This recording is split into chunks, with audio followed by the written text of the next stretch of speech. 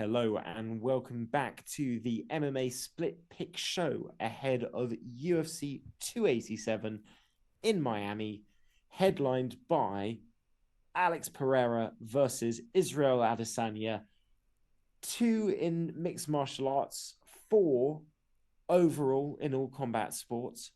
It is headlining an exciting packed card filled with action-packed fighters in a place where pretty much all of the big super gyms are for mixed martial arts. We've got Gamebred Masvidal fighting in his home city because apparently that worked out so well for him in 2021 when he fought in Florida against Usman and got knocked out. He's taking on Gilbert Burns. He We've did have got the Covington Rob Font win taking on the... in Miami.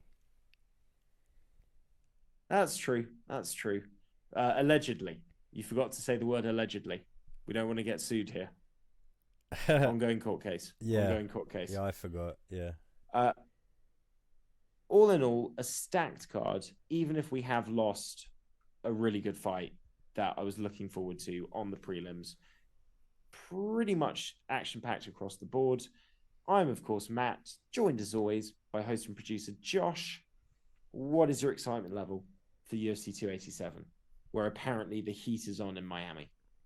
So I'm going to assume, well, it's pretty obvious which fight you're talking about.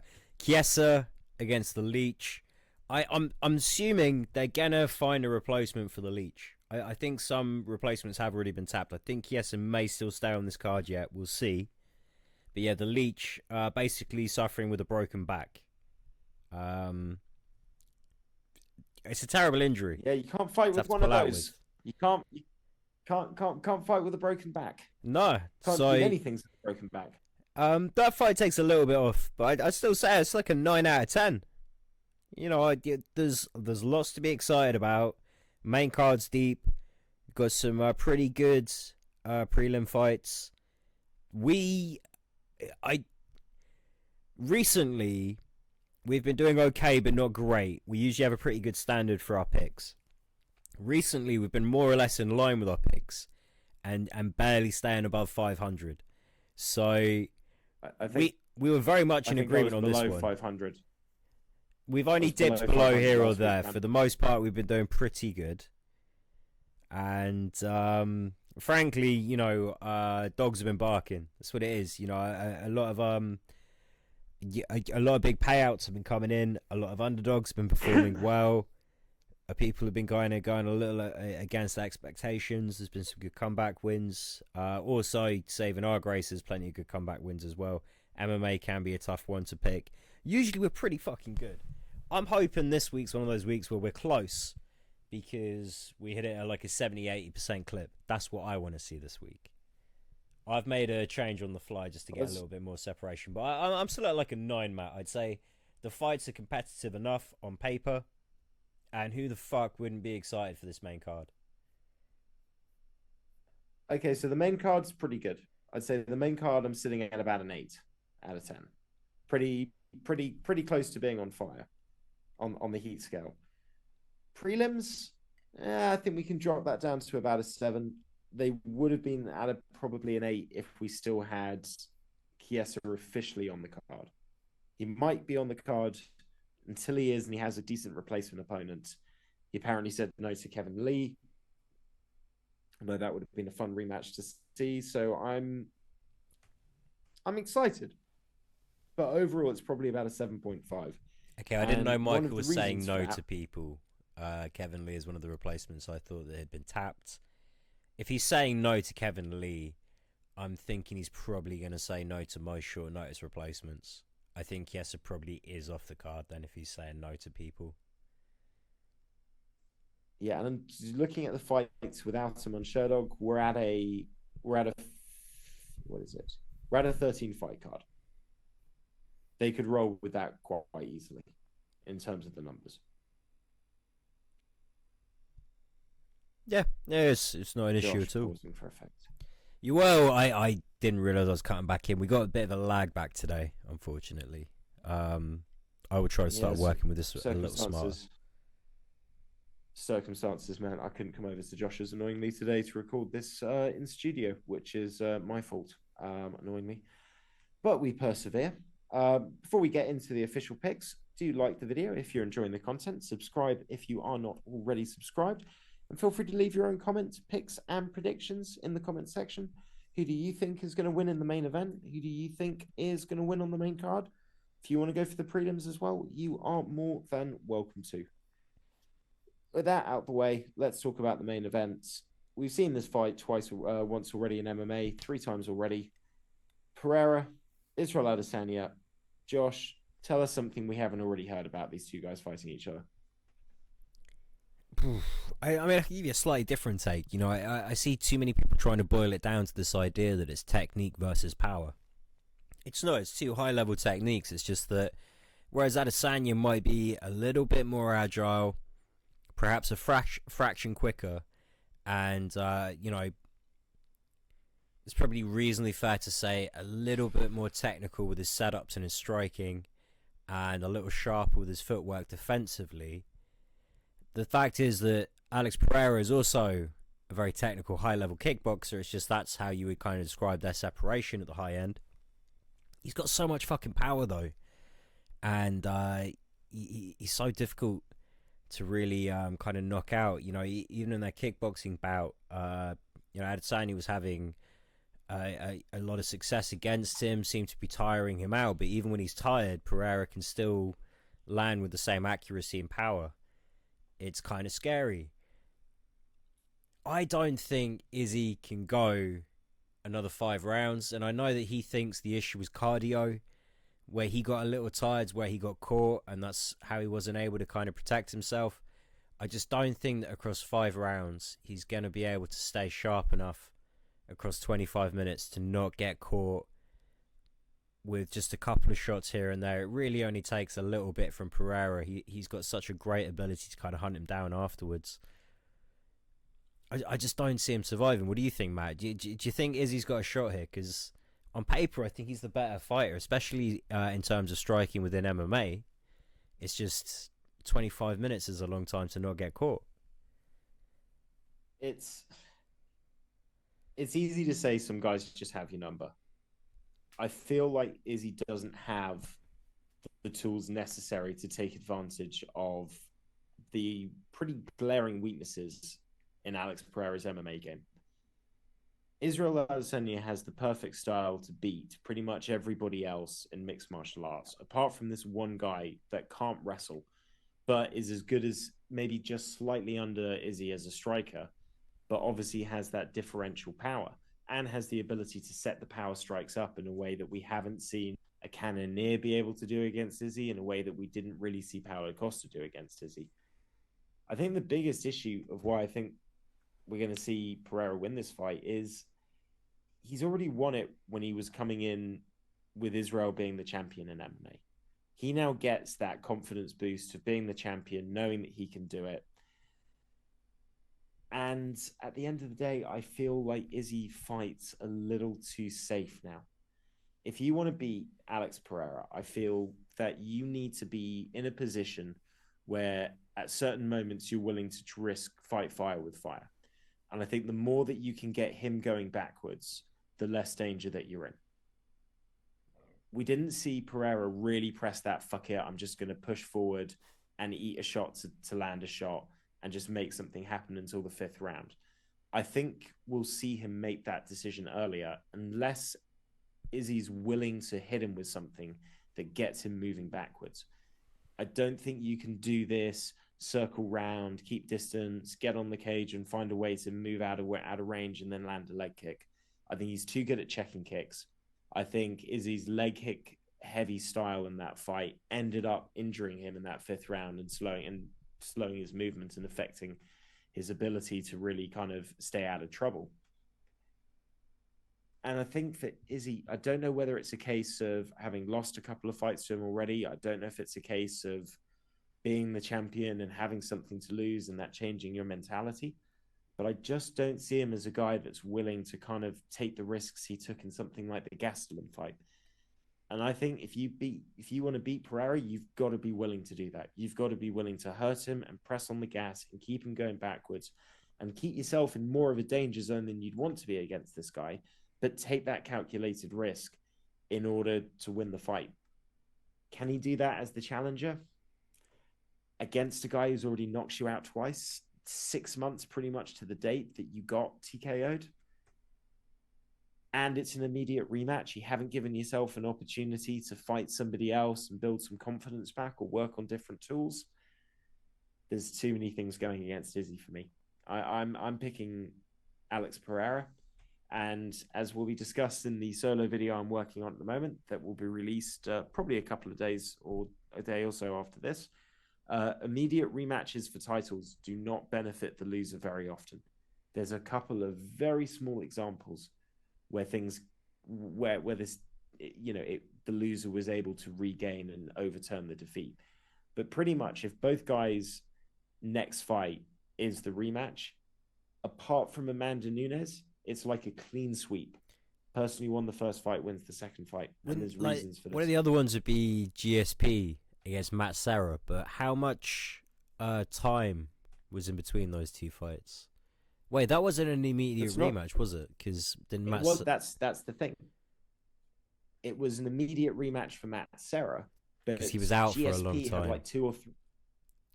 Correct. GSP, I think, had maybe 2, maybe even 3 fights in between that, including beating Matt Hughes for the second time.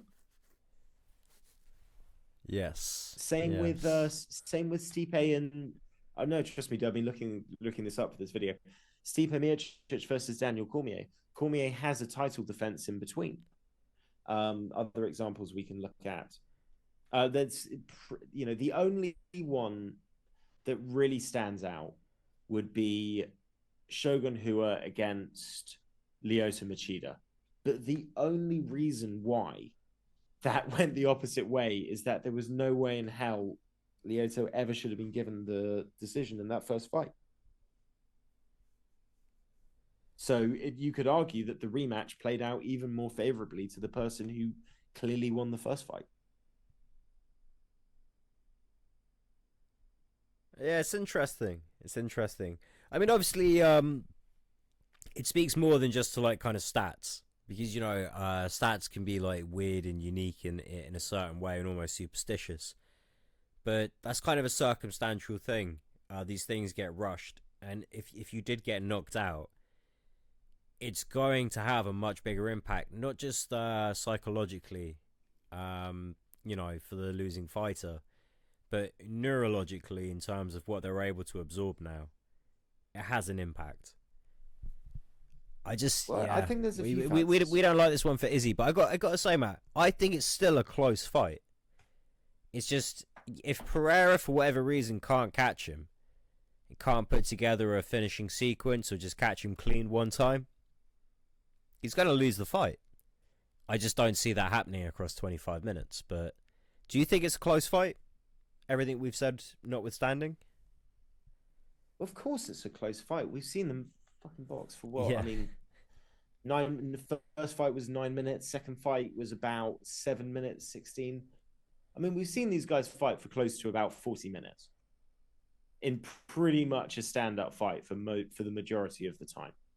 We've seen Pereira show an ability to get a takedown if he wants to. We've shown that Izzy can control on top if he wants to go to the ground. I don't think either guy is going to be looking to that as their first recourse. For me, no, I don't think Izzy can win this fight over 25 minutes. That's why I feel like he has to make the decision to be aggressive. He has to make the decision that he's got to take some calculated risks. If he hurts him, he's got to follow up. If he rocks him at the end of round 1, he's got to be aggressive in round 2. Take advantage of that. Are the cobwebs cleared? I need to make sure. I need to hit him again hard now, because otherwise he won't win this fight. But what he has shown is he's shown an ability in all 3 fights to hurt Pereira. He just hasn't been able to hurt him and finish him in the way that Pereira's been able to do to Izzy. But he can hurt him. He knows he can hurt him. He's got to be more aggressive with that. He can't play the leg kicking game. He can't point fight. He can't be stupid. He's got to still set those opportunities up. But there has to be a little bit of that Gastelum fight Izzy there. There has to be some of that, Izzy that was in the first Whittaker fight, and Izzy that is willing to make calculated risks and in certain situations eat a shot to land a shot. Just make sure that you're eating the shot that you can take and you're landing the harder blow. Well, that's true. And obviously it's a different sport. different approaches, but in their kickboxing bouts, the way he's hurt Pereira before, in an MMA fight with no ref separation, that could potentially have led to a finish. It's just, I don't think everything I've seen from his response, his training camp and everything, it looks like the guy's thinking my issue was cardio. If I was less tired at the end of the first fight, I wouldn't have been caught like that. When I did get caught, I would have been more like robust. And after I got caught, I would have been able to move a little quicker, that the ref wouldn't have stopped the fight. Just small margins, right? I just need to vastly improve my cardio. I'm going to be okay. Whereas he should go a little bit more, that Tyson Fury reinvention against Deontay Wilder in the rematch. Like, fuck it. I don't care if I'm better than this guy technically. I'm not going to go for the decision. I'm going for the knockout. I'm going to be the fucking bully in here. I don't think it's going to happen. It doesn't seem to be the way he's preparing. So no. It's Pereira. No. I got it close. I got it real close. I'm going Pereira. Same here. And I would like to be wrong on this. I would like to see Izzy get that one back. It sets up a potential nice trilogy, not immediately, but down the road at middleweight. Maybe it even kicks Pereira up to light heavyweight, and they could even do that rematch at a higher weight class down the road. Who knows? But no, it's a lot of pressure on, man. We've seen what happens once you lose to the existing champ twice. You're basically on the sidelines for a while. That's a tough road back. Another harder, tough road back is to be a guy that blew up 4 years ago and hasn't won a fight since, and is looking at your last opportunity to reclaim some status in the division. We move to our co-main event. Miami's own Jorge Gamebred Masvidal takes on what many would argue is the true BMF of this division, Gilbert Burns. Both guys seriously dangerous on the feet. Gilbert Burns, world-class jiu-jitsu. Both guys used to be lightweights. I would certainly say that Gilbert Burns feels like he's the better sized welterweight. He's certainly shown more of an ability to handle wrestlers and grapplers in this division. I would love to say that I think Masvidal wins this fight. But at 38 years old, coming off the back of 3 losses in his 3 years, only fighting once a year, confidence, age, speed, all of that starting to work against you. The only thing I would say is out of all of these top elite guys around the top 5 at welterweight, I think Gilbert Burns is the one that he's got the best chance of beating. I don't know, bro. I don't know. Both these guys have been training in the same town for a really, really long fucking time. They must have shared a fair few training partners and coaches here and there. I think both of them have got a decent idea of where they're at. Burns is taking this fight because Burns just needs to stay busy and bide his time and keep beating people that have some name value. Masvidal's taking this fight because he kind of has to, because if he wins this fight somehow, some way, there's an argument title shot. But for me, man, you kind of hit the nail on the head, and you said Burns is kind of filled out a bit more at 170.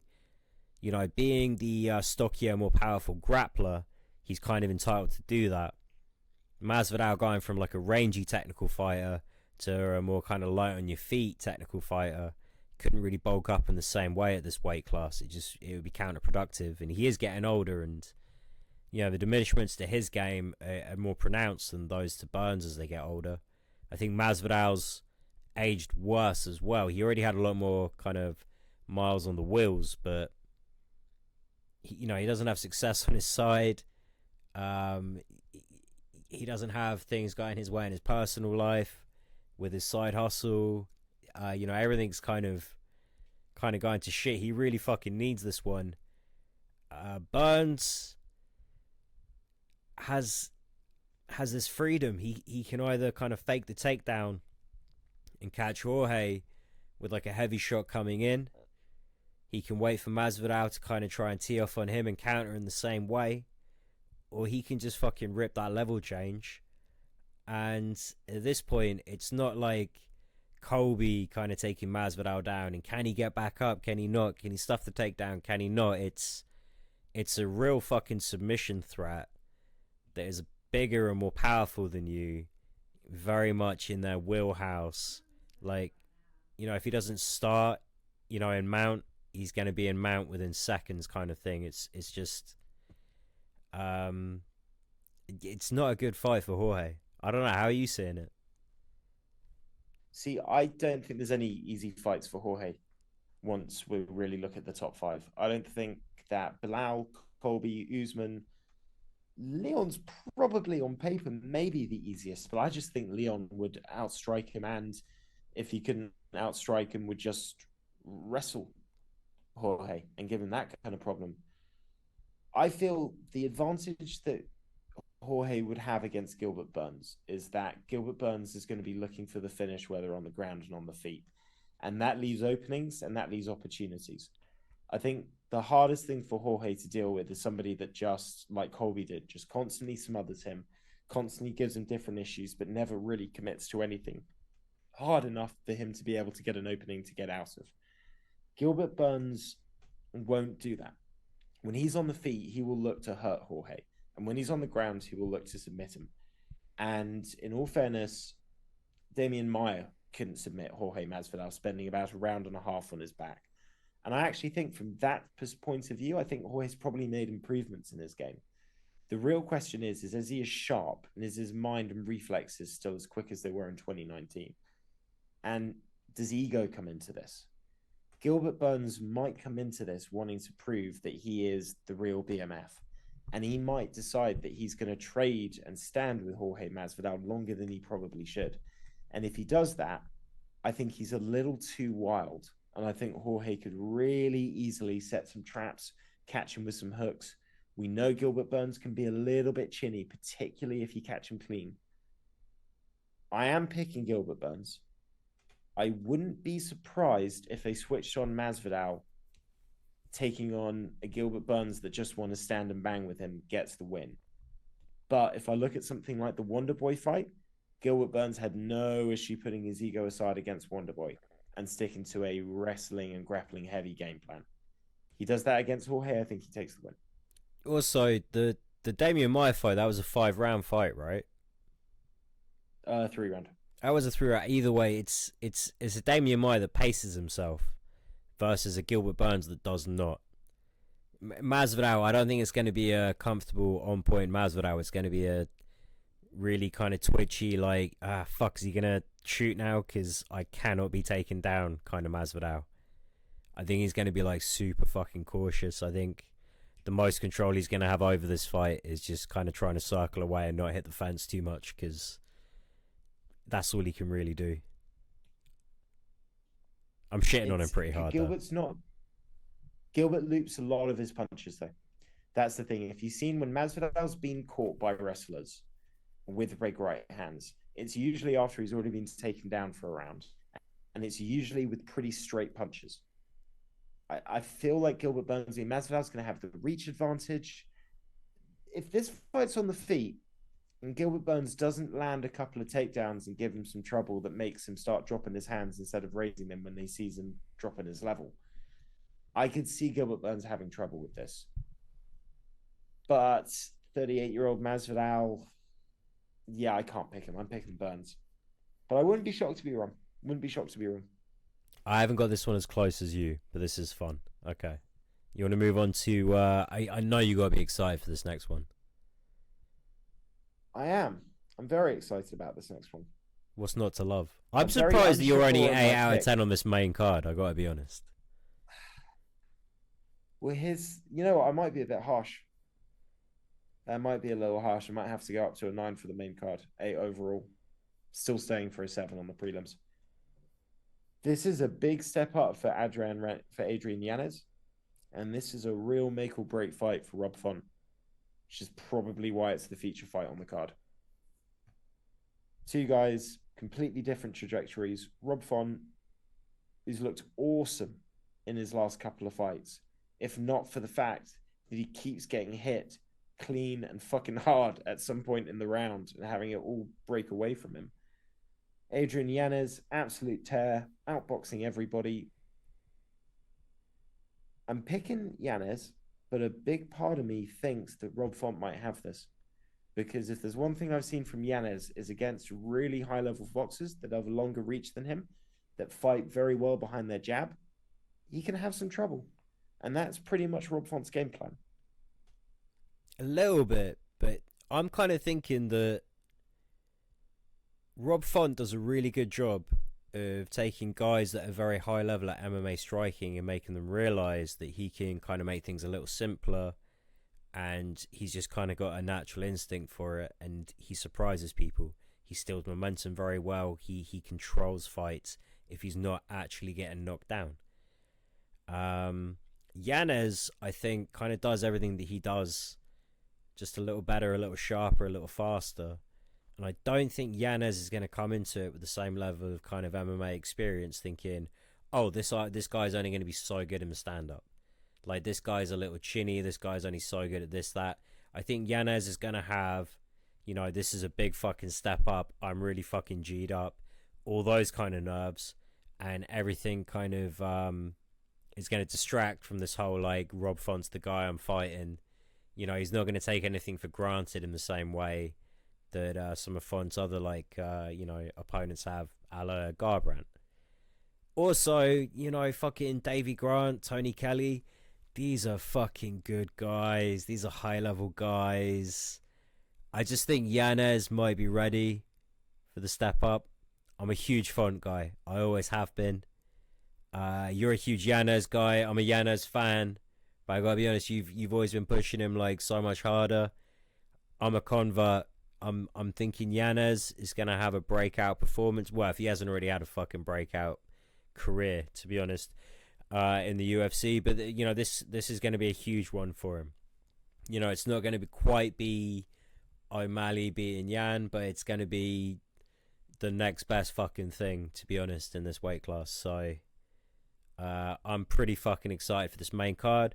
Also, I think main card gets like a 90% weighting, so that 9 out of 10 just carries through for me. Fair enough. I don't have this fight as I have this fight a lot closer. I mean, we're talking about a guy going from fighting Cody Garbrandt and Chito Vera and Jose Aldo and Yanez. I'm not saying Davy Grant's not a good fighter, but he's not Aldo, and I feel that there's going to have to be an adjustment period in round one where Yanez figures out how to deal with the activity, the jab, the movement of Font. I think he will, but this could be fight of the night. This has got fight of the night written all over it, and I think it's going to be razor close either way. I hope so. I hope it's close. But you're right. This shit, dude. I think this is a 9 out of 10. Just based on the last 3 fights we talked about, it's a 9 out of 10. And then this main card keeps on giving. Yeah, let's talk about Kevin Holland's return, taking on Santiago Ponzinibbio. Both guys looking to make a statement in this welterweight division, both outside of the names that we're talking about, and obviously Kevin Holland's on the back of two losses now in this weight class. And I think for him, maybe there's been a bit of a confidence knock, because when he moved down from middleweight, I think he probably thought, the only different, that I was just too small for these guys. That's the only reason I lost. I just wasn't big enough. Now I'm at welterweight, I'm going to tear through everybody. And in 2 very different avenues of the game, against Chimaev and against Wonderboy, he's kind of had that illusion shattered. Now he's taking on a Ponzinibbio that's not as the same Ponzinibbio as he was before all of his injuries, but he's a guy that's looking at this being his last chance based on his age. He can't afford to lose. He can't afford to lose any more ground. This is a big fight for him. So you're not going to be dealing with somebody that hasn't quit him. I am picking Kevin Holland, but he's got to be a little bit more intelligent than he was certainly in the Wonderboy fight. Well, yes, but also he's going to be afforded a little bit more leeway than he was in the Wonderboy fight. The Pons was a little lucky to catch Morono the way he did. He was on his way to losing that fight. That would have been 3 on the bounce. I just think that Kevin Holland should be able to beat him on the feet. And Kevin Holland will definitely be able to beat him on the ground. I think even if Kevin Holland has an average night, Ponzinibbio still needs to be having his best night and have a little moment of luck. I just think it's unrealistic. I love the Pons, but he's old as fuck. He's shit, almost the same age as me. Yeah, so I double down on that. Old as fuck. Kevin Holland, he's got this. Why wouldn't he? I believe in him. This card's a 9 out of 10, Matthew. 9 out of 10. Okay, we're both on Kevin Holland there. Kicking off the main card, the return of Raul Rosas Jr. You know they're pushing this kid. Second appearance on the main card in just his second UFC fight on a pay-per-view. Taking on Christian Rodriguez. For me, this is simple. I'm buying into the hype. It's Rosas Jr. all day. Yeah, although C. Rods is a decent opponent. Rosas Jr., man, he looks fucking fun. Hard to pick against him at this stage. Love that he's getting this little push. The main card love. How old is he? Like 18? Is he 19 yet? He's 18. He's 18 and change. 18, young as fuck. I think he was 17 when he fought on the Contender Series. Yeah. Is he? I don't know. I don't know if you're allowed to fight in professional MMA. Oh, no, you definitely can, because there's a girl in one championship that's 17 and won the belt. Yeah. That's just crazy. Yeah. Lots of different weird parents willing to sign lots of different consent forms. Fuck it. Like, age limits are always just like R. Kelly views them, to be honest, when it comes to sports. Yeah. And a lot of parents just insert a different word where you put sports. Yeah, we're not cutting any of this out. All right. Gastelum Curtis. I was going to say acting, but Gastelum, Chris Curtis. I'd love to pick Gastelum. We haven't seen him for a year and a half. He's probably seeing this division move away from him a little bit. I haven't picked him to win any of the fights that he's been in recently. He's been stepping in for this year and a half out. He was stepping in short notice to fight some of the best guys in the division, but he didn't do particularly well in those fights, apart from showing how tough he was. And now he's fighting a Chris Curtis that's active and confident and dangerous and rips to the body and has momentum. I've got to pick Curtis, man. And I could end up looking like an idiot. Maybe Gastelum comes in, mixes the wrestling with those lovely boxing combinations he's got, puts it on Chris Curtis, shows that he's got an iron chin, doesn't get affected by anything that Curtis throws at him. That could happen. But you just get to a point where you kind of wonder, has the guy still got it anymore? I mean, I think he's 2-6 in his last 8 fights. Something like that. I mean, yeah, like he beat Bisping and then Souza and then no one until like Heinisch. And I know some of those fights are great fights and everything, but look, there's the other thing. I think Gastelum has great hands, great wrestling, but he'll be styling on Curtis until Curtis catches him. It's kind of what Curtis does at this point. So, yeah, Chris Curtis. Could be a good fight. Could be a close fight. But I just feel like it will be Gastelum having lots of success until he gets knocked out. He's hard to knock out, though. That's the only thing I would say. He's got the biggest fucking head in the division. Was hard to knock out. But he's a bit small for the division. Curtis is going to be just about one of the heaviest hitters he's fought against in a while. I say Curtis hits harder than, say, Darren Till. Darren Till's probably the hardest hitter Gastelum's had in a bit. Am I forgetting? Cannonier, but you know, Darren Till was not a hard hitter at middleweight.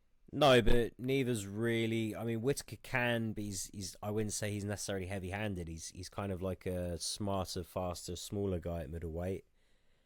Adesanya again, not necessarily a hard hitter. Souza, more a jiu-jitsu guy. I mean, he's got hands, but you don't really kind of think of him as like a hard-hitting like threat. Bisping has been called pillar hands at some times. It's unfair, but we're just saying he's not the hardest hitter. Weidman's really just kind of got the one KO, I think. I mean, two if you count the broken leg. Tim Kennedy, Belfort. Okay, Belfort. But he fought Belfort at the end of his career, and he absolutely just fucking styled on him, and then he just got NC'd for getting high, which is bullshit. Johnny Hendricks listen, I'm picking after Chris Curtis as USADA well. doesn't count. So Tyron Woodley, I'm picking 2015. Go on, sorry. I'm saying I'm picking Chris Curtis as well, but I wouldn't be surprised if Gastelum makes us look like idiots for picking against him. He's fought higher levels fighters. He's got better wins. He just doesn't have momentum, which is why I'm picking Chris Curtis. Fair. All right, let's shoot through these last few a little bit more quickly. Michelle Waterson Gomez taking on Luana Pinheiro. Josh, what's your pick? Ryan Pinheiro. Waterson Gomez could easily surprise me here. I just think run of form. Pinheiro's got some hype. Bigger fighter. Pinheiro. I'm going to go against her on this one. I'm going to go with Michelle Waterson Gomez. Create a bit more separation. Nice. The old ad hoc. Next up, Chris Barnett is out, so Carl Williams is stepping in and moving up to heavyweight to take on Chase Sherman. I'm sticking with Carl Williams. Yeah, I mean, he only fought like fucking 4 weeks before this one scheduled, but and he got a good workout in that fight. He was throwing that boy around. Chase Sherman's just not that good, so Carl Williams is just going to ragdoll him, I reckon. Takes us down to Gerald Meerschaert, GM3, taking on the rising newcomer, Joseph Pfeiffer, who has the cage name Body Bags, which is quite intimidating. Went through his record. Pretty much never goes to decision. I think he's got one decision on his entire record. Could be a rough start for GM3, but I'm picking him to persevere and get the win. Gotta be honest, originally I went GM3, but to get a bit more separation, this is the one I was probably closest on. Pfeiffer, if he catches him, is probably going to knock him out. Anything else, I think GM3 either submits him or he's got the savvy to take a decision here. But yeah, I'm going to take Pfeiffer on this one just to get a bit more difference from you. Yeah, I think first round's going to be key on that one. GM3 is a slow starter historically. Pfeiffer starts quickly, could be a bad combination, but I'm going to stick with GM3 for my pick. Takes us down to Cynthia Calvillo, finally back at strawweight and taking on Lupita Godinez. Josh, your pick first. I'm going Loopy. Just like Loopy too much in this one. I used to be huge on Calvillo, but of late I'm just not seeing it. I have worries about picking Calvillo. I am picking Calvillo. I don't think flyweight was ever going to be beneficial for her style. I'm hoping that her back on strawweight, we can see her get back to kind of that dominant style that basically took her undefeated in the UFC. Right. Ignacio Bahamondes taking on Trey Ogden. My pick is Bahamondes. Yep, Nacho Bahamondes too. No arguments there. Shailan Nuerdembeke taking on Steve Garcia. Josh, you pick first. Nuerdembeke, do I feel good saying it? Do feel good picking it. Same here, and I'm just going to say I'm picking the same as you, so I don't have to say his name again.